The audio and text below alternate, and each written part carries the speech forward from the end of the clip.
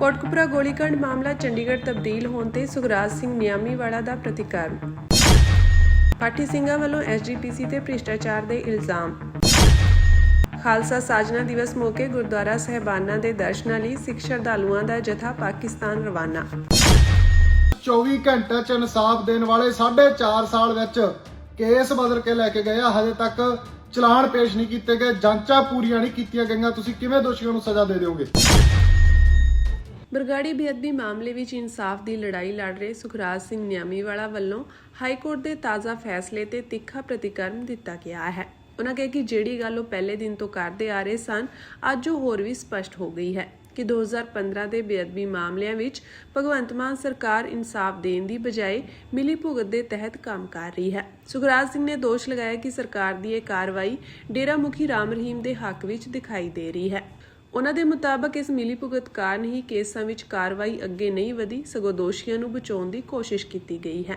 ਉਹਨਾਂ ਇਹ ਵੀ ਕਿਹਾ ਕਿ ਪਹਿਲਾਂ ਬਹਿਬਲ ਕਲਾਂ ਗੋਲੀकांड ਮਾਮਲੇ ਨੂੰ ਸਹਿਮਤੀ ਨਾਲ ਪੰਜਾਬ ਤੋਂ ਬਾਹਰ ਤਬਦੀਲ ਕਰਵਾਇਆ ਗਿਆ ਅਤੇ ਹੁਣ ਕੋਟਕਪੂਰਾ ਗੋਲੀकांड ਕੇਸ ਨੂੰ ਵੀ ਚੰਡੀਗੜ੍ਹ ਦੀ ਅਦਾਲਤ ਵਿੱਚ ਭੇਜ ਦਿੱਤਾ ਗਿਆ ਹੈ।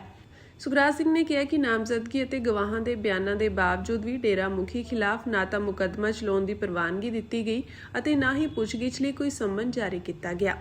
ਉਹਨਾਂ ਆਖਿਆ ਕਿ ਸਰਕਾਰ ਨੇ ਕਿਸੇ ਵੀ ਕੇਸ ਨੂੰ ਪੰਜਾਬ ਤੋਂ ਬਾਹਰ ਜਾਣ ਤੋਂ ਰੋਕਣ ਲਈ ਕੋਈ ਕੋਸ਼ਿਸ਼ ਨਹੀਂ ਕੀਤੀ, ਜਿਸ ਨਾਲ ਸਵਾਲ ਖੜੇ ਹੋ ਰਹੇ ਹਨ। ਅਖੀਰ ਵਿੱਚ ਉਹਨਾਂ ਕਿਹਾ ਕਿ ਬੇਅਦਬੀ ਮਾਮਲਿਆਂ ਵਿੱਚ ਇਨਸਾਫ ਦੇ ਨਾਂ ਤੇ ਸਿੱਖ ਕੌਮ ਨੂੰ ਗੁੰਮਰਾਹ ਕਰਕੇ ਸੱਤਾ ਹਾਸਲ ਕੀਤੀ ਗਈ, ਪਰ ਹੁਣ ਇਨਸਾਫ ਦੇਣ ਦੀ ਬਜਾਏ ਦੋਸ਼ੀਆਂ ਦੀ ਪੱਖਧਾਰੀ ਕੀਤੀ ਜਾ ਰਹੀ ਹੈ। ਅੱਜ ਦਾ ਦਿਨ ਮੈਂ ਸਮਝਦਾ ਕਿ ਉਹੀ ਜ਼ਖਮਾਂ ਦੇ ਉੱਤੇ ਫੇਰ ਨੂਣ ਪਾਉਣ ਦਾ ਕੰਮ ਕੀਤਾ ਗਿਆ ਇਥੋਂ ਦੇ ਤੰਤਰ ਵੱਲੋਂ ਤੇ ਸਿਸਟਮ ਵੱਲੋਂ।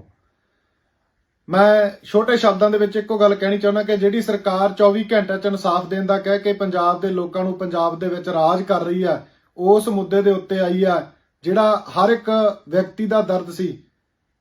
ਧੰਨ ਸਾਹਿਬ ਸ੍ਰੀ ਗੁਰੂ ਗ੍ਰੰਥ ਸਾਹਿਬ ਜੀ ਦਾ ਨਰਾਦਰ ਅਤੇ ਬਹਿਬਲ ਕਲਾਂ ਗੋਲੀकांड। ਸੋ ਅੱਜ ਇਸ ਦੇ ਵਿੱਚ ਇੱਕ ਹਾਈ ਕੋਰਟ ਦੇ ਹੁਕਮ ਕੀ ਆਉਂਦੇ ਨੇ?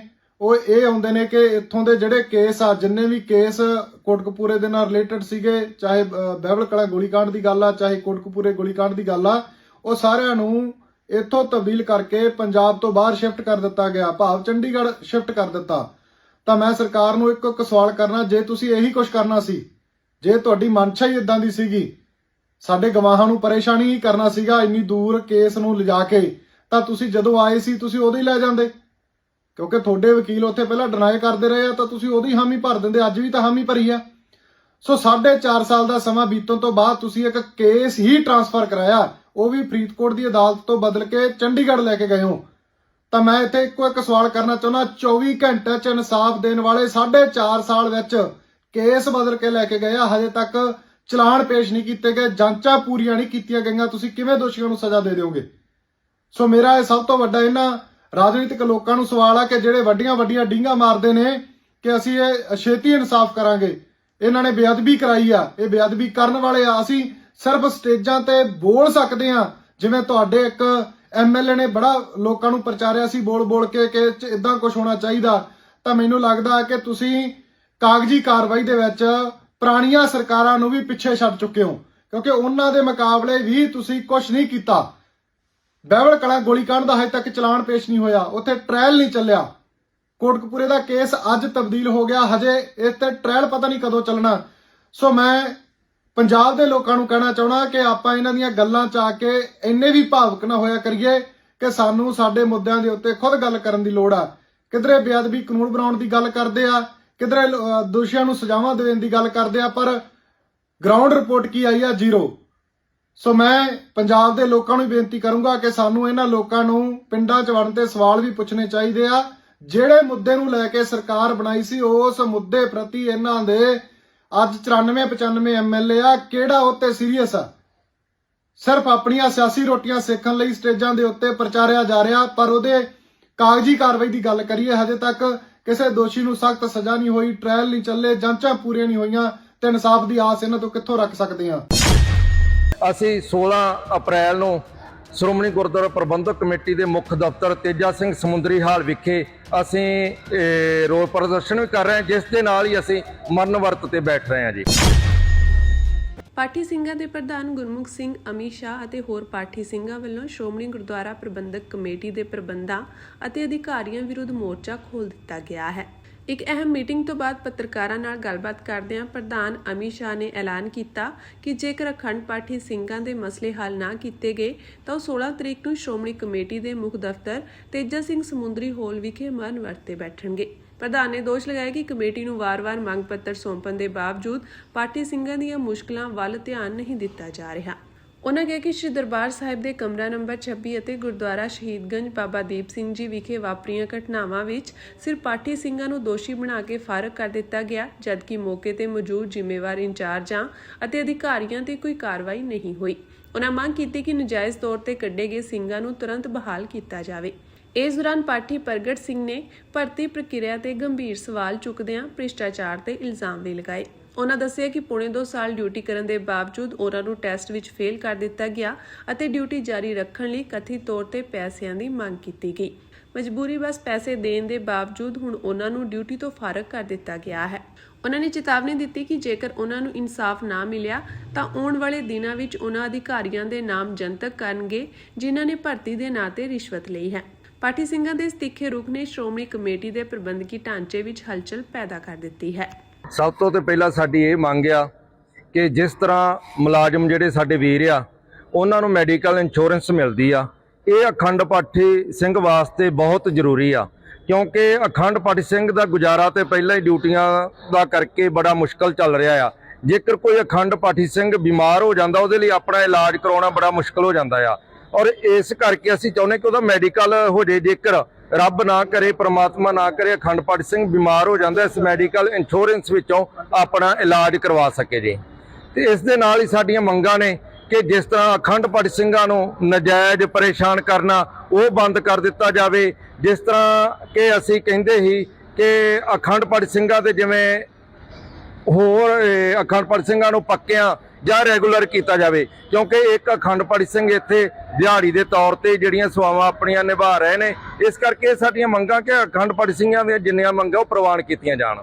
ਜਿਹੜਾ ਅਸੀਂ ਕੱਲ ਰੋਸ ਪ੍ਰਦਰਸ਼ਨ ਕੀਤਾ, ਇਸ ਤੋਂ ਪਹਿਲਾਂ ਵੀ ਅਸੀਂ ਆਪਣੇ ਮੰਗ ਪੱਤਰ ਕਾਫੀ ਅਧਿਕਾਰੀਆਂ ਨੂੰ ਸੌਂਪ ਚੁੱਕੇ ਹਾਂ ਜੀ, ਔਰ ਉਸ ਦੇ ਉੱਪਰ ਵੀ ਕੋਈ ਕਾਰਵਾਈ ਨਹੀਂ ਹੋਈ।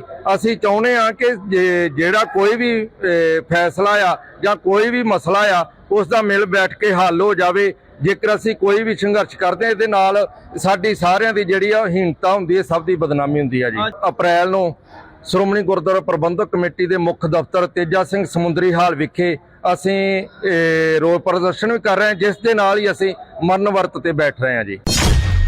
ਇਹ ਜਥਾ ਜਿਹੜਾ ਆ ਅੱਜ 10 ਤਰੀਕ ਨੂੰ ਇੱਥੋਂ ਰਵਾਨਾ ਕੀਤਾ ਜਾਣਾ ਹੈ ਤੇ ਪੂਰੇ 10 ਦਿਨ ਦੀ ਯਾਤਰਾ ਕਰਕੇ 19 ਅਪ੍ਰੈਲ ਨੂੰ ਵਾਪਸ ਭਾਰਤ ਪਰਤੇਗਾ ਤੇ 14 ਅਪ੍ਰੈਲ ਨੂੰ ਗੁਰਦੁਆਰਾ ਸ੍ਰੀ ਪੰਜਾ ਸਾਹਿਬ ਅਬਦਾਲ ਪੂਰੇ ਜਾਹੋ ਜਲਾਲ ਦੇ ਨਾਲ ਜਿਹੜਾ ਖਾਲਸਾ ਸਾਜਨਾ ਦਿਵਸ ਦਾ ਦਿਹਾੜਾ ਹੈ, ਵਿਸਾਖੀ ਦਾ ਦਿਹਾੜਾ ਆ, ਉਹ ਪੂਰਾ ਖਾਲਸਾ ਪੰਥ ਉੱਥੇ ਪੂਰੇ ਜਾਹੋ ਜਲਾਲ ਦੇ ਨਾਲ ਮਨਾਵੇਗਾ।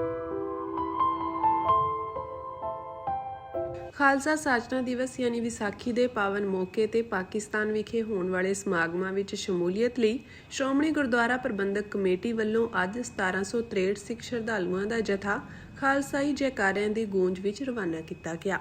ਸ਼੍ਰੋਮਣੀ ਕਮੇਟੀ ਦਫ਼ਤਰ ਤੋਂ ਜਥੇ ਦੀ ਰਵਾਨਗੀ ਦੌਰਾਨ ਅਗਵਾਈ ਕਰਨ ਵਾਲੇ ਅੰਤਰਿੰਗ ਮੈਂਬਰ ਸਰਦਾਰ ਸੁਰਜੀਤ ਸਿੰਘ ਤੁਗਲਵਾਲ ਅਤੇ ਹੋਰ ਪ੍ਰਮੁੱਖ ਅਧਿਕਾਰੀਆਂ ਨੂੰ ਮੁੱਖ ਸਕੱਤਰ ਸਰਦਾਰ ਕੁਲਵੰਤ ਸਿੰਘ ਮੰਨਣ ਅਤੇ ਹੋਰ ਅਧਿਕਾਰੀਆਂ ਵੱਲੋਂ ਸਿਰੋਂ ਪਾਓ ਅਤੇ ਫੁੱਲਾਂ ਦੇ ਹਾਰ ਪਾ ਕੇ ਸਨਮਾਨਿਤ ਕੀਤਾ ਗਿਆ। ਇਸ ਮੌਕੇ ਮੁੱਖ ਸਕੱਤਰ ਸਰਦਾਰ ਕੁਲਵੰਤ ਸਿੰਘ ਮੰਨਣ ਨੇ ਦੱਸਿਆ ਕਿ ਜਥਾ ਪਾਕਿਸਤਾਨ ਵਿੱਚ ਸਥਿਤ ਗੁਰਦੁਆਰਾ ਸ਼੍ਰੀ ਪੰਜਾ ਸਾਹਿਬ ਹਸਨ ਅਬਦਾਲ ਵਿਖੇ ਖਾਲਸਾ ਸਾਜਨਾ ਦਿਵਸ ਸਮਾਗਮਾਂ ਵਿੱਚ ਹਿੱਸਾ ਲਵੇਗਾ। ਇਸ ਦੇ ਨਾਲ ਹੀ ਜਥਾ ਗੁਰਦੁਆਰਾ ਸ਼੍ਰੀ ਨਨਕਾਣਾ ਸਾਹਿਬ, ਗੁਰਦੁਆਰਾ ਸੱਚਾ ਸੌਦਾ ਸਾਹਿਬ, ਗੁਰਦੁਆਰਾ ਸ਼੍ਰੀ ਕਰਤਾਰਪੁਰ ਸਾਹਿਬ, ਗੁਰਦੁਆਰਾ ਡੇਰਾ ਸਾਹਿਬ ਲਾਹੌਰ ਅਤੇ ਗੁਰਦੁਆਰਾ ਰੋੜੀ ਸਾਹਿਬ ਐਮਨਾਬਾਦ ਸਮੇਤ ਹੋਰ ਇਤਿਹਾਸਕ ਗੁਰਧਾਮਾਂ ਦੇ ਦਰਸ਼ਨ ਕਰੇਗਾ। ਉਨ੍ਹਾਂ ਦੱਸਿਆ ਕਿ ਜਥਾ 19 ਅਪ੍ਰੈਲ ਨੂੰ ਵਾਪਸ ਭਾਰਤ ਪਰਤੇਗਾ। ਇਸ ਦੌਰਾਨ ਉਨ੍ਹਾਂ ਮੰਗ ਕੀਤੀ ਕਿ ਸੰਗਤਾਂ ਦੀਆਂ ਭਾਵਨਾਵਾਂ ਨੂੰ ਧਿਆਨ ਵਿੱਚ ਰੱਖਦੇ ਹੋਏ ਕਰਤਾਰਪੁਰ ਸਾਹਿਬ ਲਾਂਘੇ ਨੂੰ ਤੁਰੰਤ ਖੋਲ੍ਹਿਆ ਜਾਣਾ ਚਾਹੀਦਾ ਹੈ। ਇਸ ਮੌਕੇ ਜਥੇ ਦੇ ਆਗੂ ਸਰਦਾਰ ਸੁਰਜੀਤ ਸਿੰਘ ਤੁਗਲਵਾਲ ਨੇ ਕਿਹਾ ਕਿ ਪਾਕਿਸਤਾਨ ਵਿੱਚ ਸਥਿਤ ਗੁਰਦੁਆਰਾ ਸਾਹਿਬਾਨਾਂ ਦੇ ਦਰਸ਼ਨਾਂ ਲਈ ਹਰ ਸਿੱਖ ਦੇ ਮਨ ਵਿੱਚ ਡੂੰਘੀ ਤਾਂਘ ਹੁੰਦੀ ਹੈ ਅਤੇ ਦਰਸ਼ਨ ਦਾ ਮੌਕਾ ਮਿਲਣਾ ਵੱਡੀ ਕਿਸਮਤ ਦੀ ਗੱਲ ਹੈ। ਉਨ੍ਹਾਂ ਕਿਹਾ ਕਿ ਜਥੇ ਦੀ ਅਗਵਾਈ ਕਰਨ ਦਾ ਮੌਕਾ ਮਿਲਣਾ ਉਹਨਾਂ ਲਈ ਮਾਣ ਵਾਲੀ ਗੱਲ ਹੈ। ਦੇਖੋ, ਬੜੇ ਦੁਖੀ ਹਿਰਦੇ ਨਾਲ ਕਹਿਣਾ ਪੈਂਦਾ ਕਿ ਕਰਤਾਰਪੁਰ ਦਾ ਜਿਹੜਾ ਲਾਂਘਾ 2018 ਵਿੱਚ 550 ਸਾਲਾ ਜਦੋਂ 19 ਦੇ ਵਿੱਚ ਖੋਲ੍ਹਿਆ ਗਿਆ ਸੀ, ਜਦੋਂ ਦੂਜੇ 550 ਸਾਲਾ ਗੁਰੂ ਨਾਨਕ ਸਾਹਿਬ ਦਾ ਸੀ, ਤੇ ਬੜੀਆਂ ਖੁਸ਼ੀਆਂ ਕਿਉਂਕਿ ਅਰਦਾਸਾਂ ਵੀ ਬੜੀਆਂ ਹੋਈਆਂ ਕਰਤਾਰਪੁਰ ਸਾਹਿਬ ਲਾਂਘੇ ਦੀਆਂ। ਸਾਡੇ ਜਥੇਦਾਰ ਕੁਲਦੀਪ ਸਿੰਘ ਵਡਾਲਾ ਜੀ ਨੇ ਹਰ ਮਹੀਨੇ ਜਾ ਕੇ ਅਰਦਾਸ ਕਰਨੀ, ਤੇ ਉਹਨਾਂ ਦੀ ਅਰਦਾਸ ਨੂੰ ਫਲ ਲੱਗਿਆ ਸੀ ਤੇ ਉਹ ਲਾਂਘਾ ਜਿਹੜਾ ਖੋਲ੍ਹਿਆ ਗਿਆ ਸੀ ਤੇ ਲੋਕੀ ਰੋਜ਼ਾਨਾ ਜਿਹੜੇ ਕਰਤਾਰਪੁਰ ਸਾਹਿਬ ਦੇ ਦਰਸ਼ਨਦਾਰੇ ਕਰਦੇ ਸੀ। ਮੈਂ ਹਿੰਦੁਸਤਾਨ ਦੀ ਸਰਕਾਰ ਨੂੰ ਬੇਨਤੀ ਕਰਨਾ ਚਾਹੁੰਦਾ ਕਿ ਇਹ ਸੰਗਤ ਦੀ ਆਸਥਾ ਹੁੰਦੀ ਆ। ਗੁਰੂ ਨਾਨਕ ਸਾਹਿਬ ਸਾਡੇ ਪਹਿਲੇ ਪੰਗੰਬਰ ਹੋਇਆ ਤਾਂ ਉਹਨਾਂ ਨੇ ਹੀ ਸਿੱਖੀ ਦਾ ਬੂਟਾ ਲਾਇਆ। ਮੇਰੀ ਬੇਨਤੀ ਆ ਹਿੰਦੁਸਤਾਨ ਸਰਕਾਰ ਨੂੰ ਕਿ ਛੇਤੀ ਤੋਂ ਛੇਤੀ ਕਰਤਾਰਪੁਰ ਦਾ ਲਾਂਘਾ ਖੋਲ੍ਹਿਆ ਜਾਵੇ ਤਾਂ ਕਿ ਸੰਗਤ ਆਪਣੀਆਂ ਖੁਸ਼ੀਆਂ ਦੇ ਨਾਲ ਉਸ ਦਰਸ਼ਨ ਦਿਦਾਰੇ ਕਰ ਸਕੇ। ਸਮੂਹ ਗੁਰੂ ਨਾਨਕ ਨਾਮ ਲੈਵਾ ਸਿੱਖ ਸੰਗਤਾਂ ਨੂੰ ਉਸ ਖਾਲਸਾ ਸਾਜਨਾ ਦਿਵਸ ਦੇ ਦਿਹਾੜੇ ਤੇ ਜਿਹੜਾ ਜਥਾ ਅੱਜ ਅਸੀਂ ਇੱਥੋਂ ਦਫ਼ਤਰ ਸ਼੍ਰੋਮਣੀ ਕਮੇਟੀ ਤੋਂ ਰਵਾਨਾ ਕਰ ਰਹੇ ਹਾਂ, ਉਹਦੀ ਲੱਖ ਲੱਖ ਵਧਾਈ ਦਿੰਦਾ ਹਾਂ। ਇਹ ਜਥਾ ਥੋੜੀ ਦੇਰ ਚ 5-7 ਮਿੰਟ ਦੇ ਵਿੱਚ ਹੀ ਇੱਥੋਂ ਪੂਰੇ ਜਾਹੋ ਜਲਾਲ ਤੇ ਜਕਾਰਿਆਂ ਦੇ ਗੂੰਜਾਂ ਦੇ ਨਾਲ ਜਿਹੜਾ ਇੱਥੋਂ ਇਹ ਜਥਾ ਰਵਾਨਾ ਕੀਤਾ ਜਾਵੇਗਾ। ਇਹ ਇੱਥੋਂ ਅਟਾਰੀ ਬਾਰਡਰ ਤੇ ਜਾਵੇਗਾ, ਉਸ ਤੋਂ ਬਾਅਦ ਵਾਘਾ ਸਰਹੱਦ ਤੇ ਜਾਵੇਗਾ, ਫਿਰ ਉਸ ਤੋਂ ਬੱਸਾਂ ਰਾਹੀਂ ਜਿਹੜਾ ਹੈ ਅੱਜ ਨਨਕਾਣਾ ਸਾਹਿਬ ਪਹੁੰਚੇਗਾ।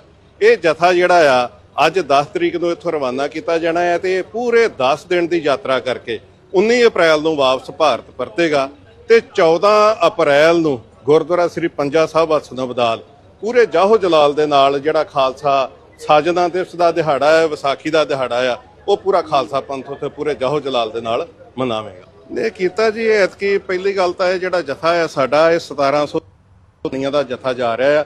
ਇਹਦੇ ਵਿੱਚ ਕੁਝ ਬੀਬੀਆਂ ਵੀ ਜਾ ਰਹੀਆਂ ਆ। ਉਹਦੇ ਵਿੱਚ ਇੱਕ ਅਸੀਂ ਘੋਸ਼ਣਾ ਪੱਤਰ ਤਿਆਰ ਕੀਤਾ ਆ। ਕੋਸ਼ਿਸ਼ ਕੀਤੀ ਗਈ ਆ ਵੀ ਕੱਲੀ ਲੇਡੀ ਜਿਹੜੀ ਆ ਨਾ ਜਾਵੇ। ਉਹਦੇ ਕਈ ਕਾਰਨ ਹੋ ਜਾਂਦੇ ਨੇ, ਸਿਕਿਉਰਿਟੀ ਪੱਖ ਤੋਂ ਵੀ ਹੋ ਜਾਂਦੇ ਨੇ, ਕੋਈ ਢਿੱਲ ਮੱਠ ਦੀ ਵੀ ਹੋ ਜਾਂਦੀ ਆ, ਤੇ ਉਹ ਇਹਨਾਂ ਨੂੰ ਅਸੀਂ ਅਪੀਲ ਵੀ ਕੀਤੀ ਸੀ ਵੀ ਕੋਈ ਨਾ ਕੋਈ ਜੇ ਉਹਦਾ ਹਸਬੈਂਡ ਨਹੀਂ ਜਾ ਰਿਹਾ ਜਾਂ ਕੋਈ ਇਸ ਤਰ੍ਹਾਂ ਦੀ ਕੋਈ ਮਜਬੂਰੀ ਆ ਤਾਂ ਉਹਦੇ ਕੋਈ ਪਰਿਵਾਰ ਦਾ ਮੈਂਬਰ ਜਾਵੇ। ਤੇ ਉਹਦਾ ਇੱਕ ਅਸੀਂ ਘੋਸ਼ਣਾ ਪੱਤਰ ਤਿਆਰ ਕੀਤਾ ਵਾ। ਉਹਦੇ ਪਰਿਵਾਰ ਵੱਲੋਂ ਉਹਦੀ ਤਸਦੀਕ ਕੀਤੀ ਜਾਂਦੀ ਆ, ਮੈਂਬਰ ਪੰਚਾਇਤ ਵੱਲੋਂ, ਸਰਪੰਚ ਵੱਲੋਂ ਜਾਂ ਐਮਸੀ ਵੱਲੋਂ ਜਿਹੜੀ ਆ ਉਹਦੀ ਸਿਫਾਰਿਸ਼ ਕਰਦੇ ਤੇ ਜਿਹੜਾ ਉਹ ਬੀਬੀਆਂ। ਈਰਾਨ ਨੇ ਪਾਕਿਸਤਾਨ ਵਿੱਚ ਹੋਣ ਵਾਲੇ ਜੰਗਬੰਦੀ ਸਮਝੌਤੇ ਵਿੱਚ ਹਿੱਸਾ ਲੈਣ ਤੋਂ ਇਨਕਾਰ ਕਰ ਦਿੱਤਾ ਹੈ। ਈਰਾਨੀ ਮੀਡੀਆ ਅਨੁਸਾਰ ਈਰਾਨ ਨੇ ਕਿਹਾ ਕਿ ਉਹ ਲਿਬਨਾਨ ਵਿੱਚ ਜੰਗਬੰਦੀ ਲਾਗੂ ਹੋਣ ਤੱਕ ਗੱਲਬਾਤ ਨਹੀਂ ਕਰੇਗਾ। ਇਸ ਤੋਂ ਪਹਿਲਾਂ ਅਮਰੀਕੀ ਵੈਬਸਾਈਟ ਵਾਲ ਸਟਰੀਟ ਜਰਨਲ ਨੇ ਰਿਪੋਰਟ ਦਿੱਤੀ ਸੀ ਕਿ ਸੰਸਦ ਦੇ ਸਪੀਕਰ ਗਾਲੀਬਾਫ ਅਤੇ ਵਿਦੇਸ਼ ਮੰਤਰੀ ਅਰਾਗਚੀ ਸਮੇਤ ਇੱਕ ਈਰਾਨੀ ਵਫਦ ਵੀਰਵਾਰ ਸ਼ਾਮ ਨੂੰ ਪਾਕਿਸਤਾਨ ਪਹੁੰਚਿਆ ਸੀ, ਜਦਕਿ ਈਰਾਨੀ ਮੀਡੀਆ ਨੇ ਇਸ ਖਬਰ ਨੂੰ ਝੂਠ ਦੱਸਿਆ। ਇਸ ਤੋਂ ਪਹਿਲਾਂ 7 ਅਪ੍ਰੈਲ ਨੂੰ ਅਮਰੀਕਾ ਅਤੇ ਈਰਾਨ 2 ਹਫ਼ਤਿਆਂ ਦੀ ਜੰਗਬੰਦੀ ਤੇ ਸਹਿਮਤ ਹੋਏ ਸਨ। ਇਹ ਵੀ ਫੈਸਲਾ ਕੀਤਾ ਗਿਆ ਸੀ ਕਿ ਦੋਵਾਂ ਦੇਸ਼ਾਂ ਦੇ ਨੇਤਾ ਇੱਕ ਮੀਟਿੰਗ ਲਈ ਪਾਕਿਸਤਾਨ ਵਿੱਚ ਮਿਲਣਗੇ। ਇਹ ਗੱਲਬਾਤ ਸ਼ਨੀਚਰਵਾਰ ਨੂੰ ਇਸਲਾਮਾਬਾਦ ਵਿੱਚ ਹੋਣ ਵਾਲੀ ਹੈ। ਇਸ ਮਕਸਦ ਲਈ ਅਮਰੀਕੀ ਵਫਦ ਅੱਜ ਇਸਲਾਮਾਬਾਦ ਪਹੁੰਚੇਗਾ।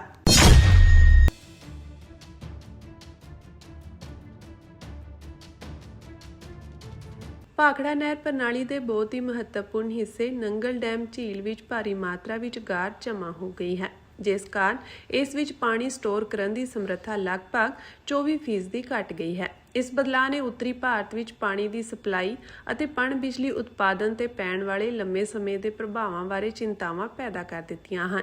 ਕਾਂਗਰਸੀ ਸੰਸਦ ਮੈਂਬਰ ਮਨੀਸ਼ ਤਿਵਾਰੀ ਦੇ ਸਵਾਲ ਦੇ ਜਵਾਬ ਵਿੱਚ ਕੇਂਦਰੀ ਜਲ ਸ਼ਕਤੀ ਮੰਤਰੀ ਵੱਲੋਂ ਸੰਸਦ ਵਿੱਚ ਪੇਸ਼ ਕੀਤੇ ਗਏ ਅੰਕੜਿਆਂ ਅਨੁਸਾਰ ਝੀਲ ਦੀ ਸਟੋਰੇਜ ਸਮਰੱਥਾ ਇਸ ਦੇ ਡਿਜ਼ਾਈਨ ਕੀਤੇ ਪੱਧਰ 25.22 ਮਿਲੀਅਨ ਕਿਊਬਿਕ ਮੀਟਰ ਤੋਂ ਘਟ ਕੇ ਕੇਵਲ 19 MCM ਰਹਿ ਗਈ ਹੈ।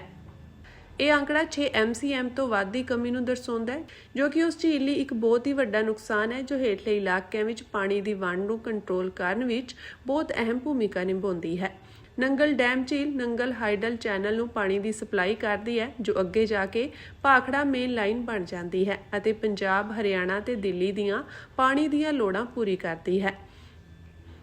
ਅਧਿਕਾਰੀਆਂ ਨੇ ਚੇਤਾਵਨੀ ਦਿੱਤੀ ਹੈ ਕਿ ਝੀਲ ਦੀ ਪਾਣੀ ਸੰਭਾਲਣ ਦੀ ਸਮਰੱਥਾ ਘਟਣ ਨਾਲ ਭਵਿੱਖ ਵਿੱਚ ਨਹਿਰਾਂ ਵਿੱਚ ਪਾਣੀ ਛੱਡਣ ਤੇ ਮਾੜਾ ਅਸਰ ਪੈ ਸਕਦਾ ਹੈ, ਖਾਸ ਕਰਕੇ ਗਰਮੀਆਂ ਦੇ ਦਿਨਾਂ ਵਿੱਚ ਜਦੋਂ ਪਾਣੀ ਦੀ ਮੰਗ ਸਭ ਤੋਂ ਜ਼ਿਆਦਾ ਹੁੰਦੀ ਹੈ। ਸੂਤਰਾਂ ਨੇ ਦੱਸਿਆ ਕਿ ਭਾਖੜਾ ਬਿਆਸ ਮੈਨੇਜਮੈਂਟ ਬੋਰਡ ਨੇ ਇਸ ਮੁੱਦੇ ਦਾ ਨੋਟਿਸ ਲਿਆ ਹੈ ਅਤੇ ਝੀਲ ਵਿੱਚੋਂ ਗਾਰ ਕੱਢਣ ਦੇ ਪ੍ਰਸਤਾਵ ਤੇ ਵਿਚਾਰ ਕਰ ਰਿਹਾ ਹੈ। ਹਾਲਾਂਕਿ ਇਹ ਪ੍ਰਕਿਰਿਆ ਸਰਕਾਰੀ ਅਤੇ ਕਾਨੂੰਨੀ ਰੁਕਾਵਟਾਂ ਨਾਲ ਭਰੀ ਹੋਈ ਹੈ। ਕੇਂਦਰ ਸਰਕਾਰ ਨੇ ਨੰਗਲ ਡੈਮ ਝੀਲ ਨੂੰ ਜੀਵ ਜੰਤੂਆਂ ਲਈ ਸੁਰੱਖਿਅਤ ਇਲਾਕਾ ਅਤੇ ਵੈਟਲੈਂਡ ਐਲਾਨਿਆ ਹੋਇਆ ਹੈ। ਇਸ ਤੋਂ ਇਲਾਵਾ ਇਸ ਦੇ ਆਲੇ ਦੁਆਲੇ ਦੇ 100 ਮੀਟਰ ਦੇ ਹਿੱਸੇ ਨੂੰ ਵੀ ਈਕੋ ਸੈਂਸਿਟਿਵ ਜ਼ੋਨ ਮੰਨਿਆ ਗਿਆ ਹੈ। ਇਸੇ ਕਰਕੇ ਝੀਲ ਵਿੱਚੋਂ ਗਾਰ ਕੱਢਣ ਲਈ ਕੇਂਦਰੀ ਵਾਤਾਵਰਣ ਅਤੇ ਜੰਗਲਾਤ ਮੰਤਰਾਲੇ ਤੋਂ ਪਹਿਲਾਂ ਇਜਾਜ਼ਤ ਲੈਣੀ ਪਵੇਗੀ, ਜਿਸ ਕਾਰਨ ਇਹ ਕੰਮ ਬਹੁਤ ਉਲਝਿਆ ਹੋਇਆ ਹੈ ਅਤੇ ਇਸ ਵਿੱਚ ਕਾਫੀ ਸਮਾਂ ਲੱਗ ਸਕਦਾ ਹੈ।